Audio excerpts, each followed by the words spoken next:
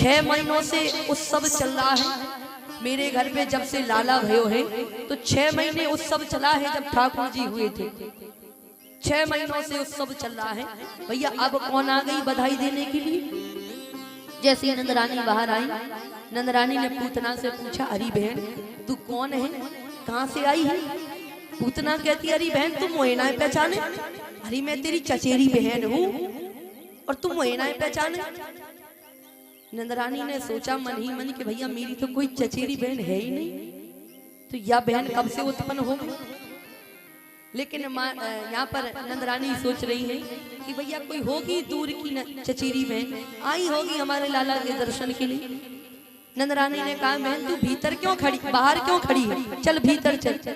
अब नंदरानी पूतना को भीतर लेकर गई और एक आसन दिया। चौकी पर पूतना बैठी है और पालना डला हुआ है और ठाकुर जी मन ही मन मुस्कुरा रहे कि आ गई पूतना मौसम। मेरे मुख में अभी माखन गया नहीं और जहर पिलाने आ गई। अभी मैं नन्हा सा बालक हूँ, मुझे जहर पीना आता ही नहीं, कैसे मैं इस जहर का पान करूंगा? अब पूतना सोच रही है कि भैया ये बालक लेटा हुआ है, जल्द से जल्द इसकी माँ भागे तो मैं इसको अपना स्तनों का पान कराऊं, इसे मार। अब जैसे ही नंदरानी बाहर कुछ कार्य करने के लिए गई, पूतना ने मौका देखा कि यही मौका अच्छा है, क्यों ना इसी समय से मार। पूतना उठाने के लिए प्रभु को जाती है, उसी समय भगवान ने पूतना को देखकर नेत्र बंद कर लिया। जैसे नेत्र बंद किए, अच्छा यहाँ पर संत बड़े भाव देते हैं कि पूतना को देखकर भगवान ने नेत्र बंद क्यों किए। भगवान नेत्र बंद करके देख रहे हैं कि देखूं तो सही इस पूतना ने ऐसे कौन से सत्कर्म किए हैं, ऐसा कौन सा पुण्य धर्म किया है जो इसको आज मेरे दर्शन प्राप्त हो गए। इतने बड़े बड़े ऋषियों को मैंने दर्शन नहीं दिए और उनको दर्शन प्राप्त नहीं हुए, और ये पूतना मुझे मारने के विषय से आई और इस पूतना को दर्शन प्राप्त हो गए। भगवान ने नेत्र बंद करके देखा तो ये पूतना और कोई नहीं थी, ये पूतना पूर्व जन्म में राजा बलि की पुत्री रत्नमाला थी। कल हमने कथा सुनाई थी आपको बलि जी महाराज। भगवान जब वामन रूप धारण करके राजा बलि के यहाँ पहुंचे तो यही रत्नमाला वहां पर खड़ी थी, और जब भगवान के स्वरूप को देखा तो मन ही मन मुस्कुरा रही थी कि काश अगर ये बालक मेरा होता तो इस बालक को मैं अपना स्तनों का पान कराता। लेकिन भगवान ने उस समय कहा था कि देखो रत्नमाला, मैं तुम्हारे इस भाव को पूरा नहीं कर पाऊंगा। लेकिन जब भगवान वामन से जब भगवान विराट रूप धारण कर गए तो इन्हीं रत्नमाला के मन में ये भाव उत्पन्न हुआ कि अगर ये बालक मेरा होता तो अपने स्तनों में कालकूट विष लगाकर इस बालक को पिलाकर मार देती। जिसने मेरे पिता के पूरे राजपाट को छीन लिया, इस पुत्र को मैं अपना दुग्ध पिलाकर मार देती। भगवान ने उस समय रत्नमाला से कहा था कि रत्नमाला, मैं तुम्हारे दोनों भावों को अवश्य पूर्ण करूंगा। तो यही रत्नमाला राजा बलि की पुत्री, यही रत्नमाला आज पूतना बनकर आई और भगवान द्वापर में कृष्ण अवतार धारण करके आई। जब पूतना भगवान को देखने लग जाती है, भगवान नेत्र बंद कर लेते हैं। लेकिन संत यहाँ दूसरा भी भाव दे रहे हैं कि भगवान ने नेत्र इसलिए बंद कर लिए कि अभी मैं नन्हा सा बालक हूँ, मेरे मुख में माखन मिश्री का भोग गया नहीं है, और ये पूतना मौसी आ गई जहर पिलाने के लिए, और मुझे तो जहर पीना आता ही नहीं है, कैसे मैं इस जहर का पान करूंगा।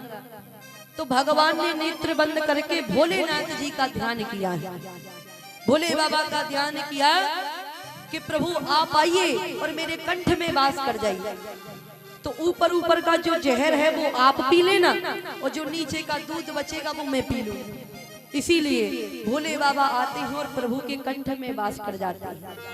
लेकिन भोले बाबा ने भी सोचा कि अगर ये जहर मेरे हृदय में पहुंच गया, अगर ये जहर मेरे हृदय में गया ना, तो हृदय में मेरे प्रभु श्री राम रहते हैं, मेरे राम को कष्ट हो जाएगा और मैं इस जहर को भीतर प्रवेश नहीं करा सकता।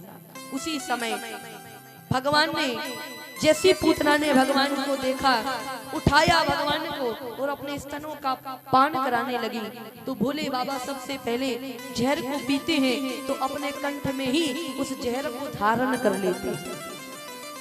कई चित्र आप लोगों ने भोले बाबा के देखे होंगे। जिन चित्रों में आप देखना भोले बाबा का जो कंठ होता है वो नीला होता है, देखा कि नहीं, नीला होता है। उसी दिन से भोले बाबा का नाम पड़ गया नीलकंठेश्वर। बोलिए नीलकंठेश्वर महाराज की जय हो।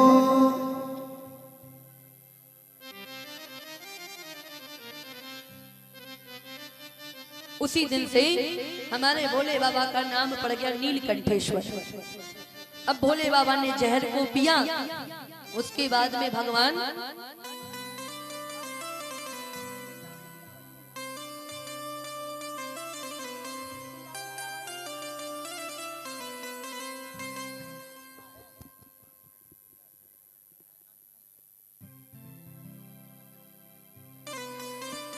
तो यहाँ पर जैसे ही भगवान ने हमारे भोले बाबा जब जहर का पान करते हैं, जहर को पीते गए, जब दुग्ध बचा तब हमारे प्रभु उस दुग्ध का पान करते हैं। और जब दुग्ध का पान करते करते जब दुग्ध खत्म हो गया पूतना का, तब पूतना के प्राणों को पीना शुरू कर दिया भगवान ने। और जैसे पूतना के प्राणों को पीना शुरू किया, पूतना चिल्ला रही है लाला छोड़ दे कन्हैया छोड़ दे। लेकिन हमारे कन्हैया कहते हैं पूतना मौसी अभी तुम हमें जानती नहीं हो, जागो में एक बार पकड़ ले ना मौसी, बागों में पार करके ही छोड़ू।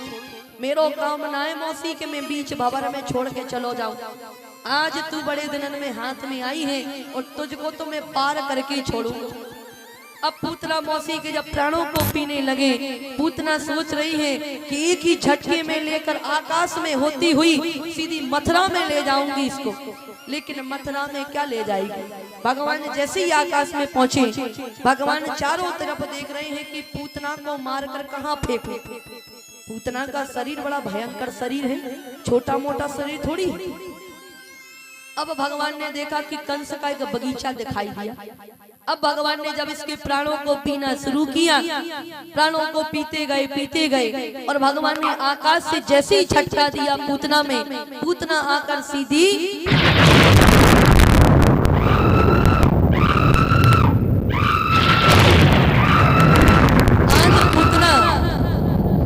पूतना आकर सीधी पृथ्वी पर गिरती है और पूतना की उसी समय मृत्यु हो जाती है। अब जब पूतना मारी गई, जब पूतना मर गई, लेकिन पूतना की छाती पर हमारे ठाकुर जी बैठे हुए। ठाकुर जी ने दुग्ध पीना नहीं छोड़ा, उसकी छाती पर बैठे हुए हैं।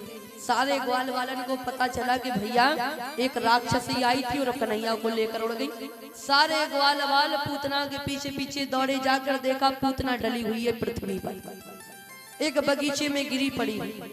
बड़ा विकराल स्वरूप पूतना का है, आड़ी डली भाई आड़ी डली पूतना। अच्छा पूतना जब आई थी ना तो दो चोटी गोकर आई थी। हाँ जी, लंबी लंबी दो चोटी गोकर आई थी, बढ़िया तेल में लगा कर बालों में दो चोटी गोकर आई पूतना। ग्वाल वालों ने देखा कि भैया कन्हैया को इसकी छाती से कैसे उतारा जाए। तरकीब लगाई गई कि भैया नसेनी बनाओ, नसेनी को लेकर आओ, नसेनी लगाकर इसकी छाती पर चढ़े। अब पूतना की चोटी को पकड़कर, पूतना की जो चोटी थी समझ गए कि भैया ये रस्सियां हैं, तो पूतना की चोटी को पकड़कर जैसे तैसे नसेनी पर चढ़े। सिर पर पहुंचे बेचारे, सिर से छाती पर नसेनी लगाई, धड़क धड़क कर बेचारे छाती पर पहुंचे और छाती से कन्हैया को उठायो, छाती से नीचे नसेनी लगाई और ठाकुर जी को नीचे उतार कर लेकर। और जैसे ठाकुर जी पृथ्वी पर आए ना, सारी गोपियां दौड़ पड़ी, कन्हैया को अपनी बाहों में भर लिया। सारी गोपियों ने कन्हैया को गौमूत्र से स्नान कराया, दूध से स्नान कराया, दही से स्नान कराया।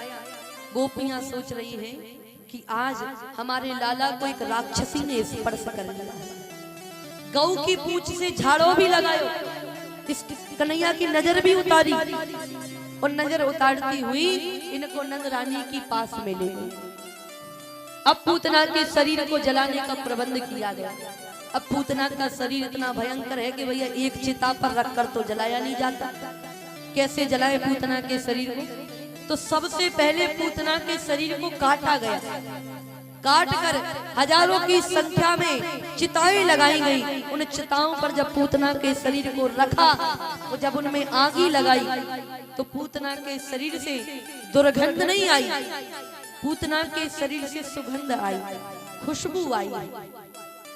लेकिन आनी तो दुर्गंध चाहिए थी, क्योंकि ये तो एक राक्षसी थी, भगवान को मारने के लिए आई थी। जल्दी हटो, जल्दी हटो।